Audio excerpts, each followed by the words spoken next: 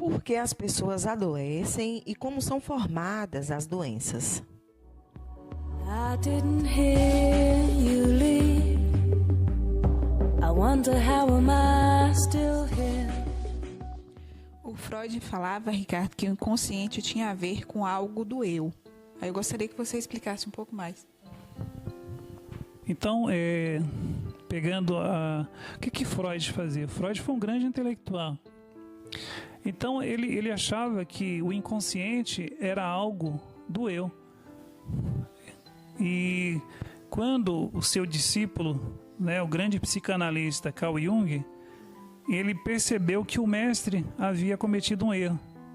E que o inconsciente, na verdade, ele tem a ver com o nosso coletivo, e não com o nosso individual. Não é? Então, ali ele talhou um termo que o mundo não conhecia. Não é? Aceitava o do Freud, que seria o inconsciente ligado a você. E Carl Jung percebeu que o seu inconsciente está ligado ao inconsciente do todo, inclusive cósmico, né? Então foi aí que se percebe que o que acontece num grupo de pessoas reflete no todo. Não tem como ser diferente.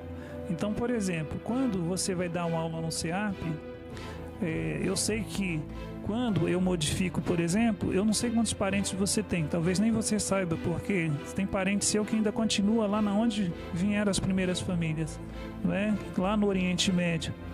Então, se você fosse me falar, você não saberia. Então, quando você se modifica, você modifica toda a sua linhagem. E as pessoas que se envolveram com a sua linhagem, esposas, pessoas que se uniram à sua família e também se transformaram numa única família. Então essas famílias estão interligadas à sua própria família, que estão interligadas a outras famílias. Imagina o quanto você pode mudar a partir só de um único ser humano. Entende? Então quando a pessoa vem para a aula do CEAP e fala que é demorada, mal sabe ele que essas pessoas estão tendo uma grande oportunidade de mudar toda uma linhagem, levar uma energia muito positiva para aqueles que estão aqui nesse plano físico ainda e naqueles que já se foram, entende? Então é tão grandioso você se trabalhar e você trabalhar o conhecimento da alma que reflete nas outras almas. Então, como explicar isso para uma pessoa ou para pessoas que falam que estão desenvolvendo um trabalho específico espiritual nessa existência, onde elas não entendem coisas básicas, que seria exatamente o que eu estou acabando de falar para você. Então, você vê a grandiosidade disso. E eu posso interferir na família de todos que vêm aqui, você, ele, de forma muito positiva. Então, esse trabalho ele é tão importante, ele é tão grande, que se as pessoas entendessem isso, aquela coisa quando Cristo fala, quando vocês se reunirem 3 ou 4 em meu nome, eu estarei aqui. Ninguém entendeu isso, ele está falando de ressonância, não é incrível? Então, se eu conseguir colocar 3 pessoas no CEAP, ou 4 pessoas, eu consigo mexer com o movimento de uma cidade inteira, você imagina? É muito poderoso, não é? Então, se as pessoas tivessem noção o que são as falas, e o que são os pensamentos, elas valorizariam mais esses momentos, Porque quando eu faço aqui, quando eu dou uma aula no CEAP, reflete em todas as famílias dentro de Guanambi e região, Que as almas, elas aspiram por essas informações. Eu, você, todas as pessoas aspiram por essas informações. E essas informações produzem o quê? Saúde física, mental e emocional em pessoas que nunca pisaram aqui. Porque o que eu estou falando exatamente agora vai exatamente para onde? Para o inconsciente coletivo. E quando alguém necessitar de ajuda, essas informações vão descer até a mente delas na forma de sensações positivas. É assim que funciona. Então, se todo mundo soubesse disso, valorizaria aulas, mesmo que não participasse, usaria os dedos para que aquelas aulas continuassem, que aquelas aulas dessem certo. Carl Jung e o lado sombra, Ricardo. Eu gostaria que você falasse um pouquinho. E ele diz também que nós temos que abandonar a expectativa de derrotá-lo. Por exemplo, todos nós temos um lado que é obscuro, não é? É como a Lua. A Lua tem um lado que ela nunca apresenta para a humanidade, não é? E todo ser humano tem um pouco de Lua, entende? Tem um lado dele que ele nunca apresenta para ninguém. E na maioria das vezes nem para ele mesmo. Ele nega para ele. Ele fala, eu não sou assim, tá bom? Esse seria o lado sombra. E uma coisa curiosa desde a Era das Trevas, os seres humanos, no final da Idade Média, ali no início do século XIX, aquela coisa do iluminismo, o ser humano começou a se vangloriar que a Era da Superstição ficou para trás, não é isso? Então, o que existe de religiões hoje no mundo que reforça o nosso lado sombra, não é? Falando de um bem e de um mal, não é? Que existe no mundo esse bem e esse mal. E o nosso lado sombra, né? Vou falar que o nosso self seria o nosso ser do bem, nosso ser da luz. Então, o cérebro dual é um cérebro que ele vive entre o bem e o mal.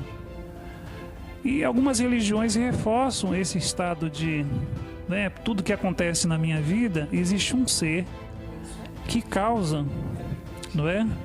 Então, de um certo modo, eu estou reforçando o meu lado sombra, acrescentando esse lado sombra, detalhes que vão produzir um processo autodestrutivo na minha própria vida. Então, na verdade, essas pessoas que fazem isso, elas não salvam. Elas condenam você à crença num pecado que nunca existiu, mas que você começa a ter uma noção de pecado de uma forma muito destrutiva. E, pior ainda, chega num ponto tão elevado de uma crença em algo que você mesmo acaba aceitando como verdade. Não é isso? Ou seja, é uma crença implantada na sua mente como verdade. Então, o que Jung falava que é impossível destruir o nosso lado sombra. O que deveríamos fazer é entender o nosso lado sombra. Por exemplo, eu tenho que aceitar que eu sou um cara combativo. Eu sou de combater. Eu sou de falar não. Entende? E isso não são adjetivos. Eu poderia simplesmente entrar no ouvido e sair no outro. Então eu tenho que reconhecer o meu lado sombra, porque aí o mundo da dualidade, ele deixa de existir. E a partir do momento que eu nego, para começar eu não me refino, eu não me purifico, eu não me transformo, eu não me melhoro, porque eu nego meu lado sombra. E todo ser humano tem seu lado sombra. Por exemplo, se você criar um animal, ele come a ração na hora que você sai dentro do saco de ração. Na hora que você chega, ele não vai fazer isso. Não é isso? Ele baba a ração que não é só dele. Tem 5 animais, ele praticamente come dentro, ele baba toda a ração que não é só dele. Não é isso? Exatamente. Temos um amiguinho aqui, né? Adoro ele, você também, acho que todo mundo aqui passou a gostar, né, muito de um gatinho que vem aqui no Espaço Alternativo. Só que quando não tem ninguém aqui, ele entra na minha sala e faz xixi nos meus livros, né? Mas quando ele está ali no jardim, ele me olha com aquele olhar, né? Tipo assim, poxa, pode ficar tranquilo que eu adoro você, não é? Então, todo ser humano tem um lado sombra. Se ele reconhecesse o lado sombra, ele se melhoraria. Se ele combatesse o tempo todo o lado sombra, ele reforçaria um processo autodestrutivo. A sua sombra, quando você nega, ela cresce. Tá bom? Então, Carl Jung deixa bem claro, a sombra é impossível vencermos a sombra, mas é possível entendê-la e se melhorar a partir do entendimento da sua própria sombra. Então, eu falo que eu considero, né, que eu sou assim, um fã do Carl Jung. Então, é uma pessoa grandiosa, né, que foi uma pessoa muito grande, com uma simplicidade muito grande, com conhecimento e embasamento muito grande, superou o seu mestre, não é? Mas, infelizmente, o mestre é mais valorizado na história acadêmica. Mas o Carl Jung é show de bola. Ricardo, você falando sobre essa questão da dualidade. o Freud ele fala que a supressão dos instintos gera exatamente a violência ou a dualidade. Eu gostaria que você falasse um pouco disso. E de onde foi que o Freud tirou isso, né? Ele, na Segunda Guerra Mundial, né, ele teve que sair, né, da Alemanha e ir para a Inglaterra, e lá ele ficou observando os terrores através, né, dos jornais, das informações que chegavam até ele, as rádios, né? E ele percebeu que o ser humano ele fez a supressão da sua violência durante muito tempo, e aí quando foi possível colocá-la para fora, praticamente se pode ver que o próprio Hitler matou 6, né, milhões de judeus ali. Então o ser humano ele tem esse instinto que não é brincadeira, e se ele colocar, né, se cada ser humano colocasse os seus instintos para fora, provavelmente não sobraria um ser humano na face da Terra. Então, e porque o cérebro ele trabalha na dualidade, na crença de que existe o mal, né? E a gente é obrigado a pensar desse jeito, até para poder se proteger, né, de situações ruins na vida, ou até proteger os nossos, né? Então você, olha, cuidado com fulano, com cicrano, né? E você acaba, de um certo modo, mantendo um sistema cultural, né, de uma crença de que existe mesmo o bem e o mal, não é? Então você não pode relaxar, porque senão alguém pode te pegar, né? Então o que ele percebeu isso já estava no final da vida dele, aí ele chegou a essa conclusão, e falo para você que o sexo é pecado, tá bom? E quando você vai na internet e coloca nomes, né, por exemplo, de líderes religiosos, você vai ver que o índice de abusos com menores e etc, são exatamente na onde se faz mais repressão sexual, não é? Então, onde mais se reprime o sexo é onde mais acontece os terrores, né, nos bastidores. E com pessoas que não deveriam atacar crianças, eles atacam as crianças. Por quê? Eles fazem a repressão sexual. Então, o que Jung quis dizer Freud quis dizer foi exatamente isso. Eu chamo de efeito panela de pressão.